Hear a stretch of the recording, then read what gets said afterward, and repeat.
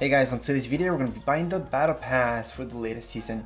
So let's get started. All we have to do is just scroll to our item shop, and from there we're going to see a bundle and then the regular battle pass. So that's going to be in the end right here. There's the bundle and there's the regular battle pass. So this is for chapter 2 season 3. It's going to be the same thing regardless. So if you guys don't have any V-Bucks, this does require 950 V-Bucks.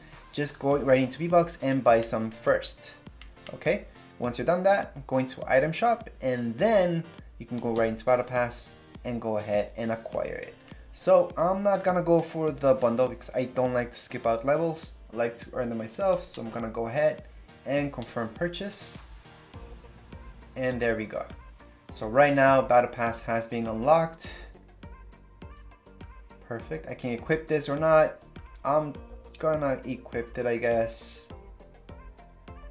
Equipped it as well, and if I go back, there we go.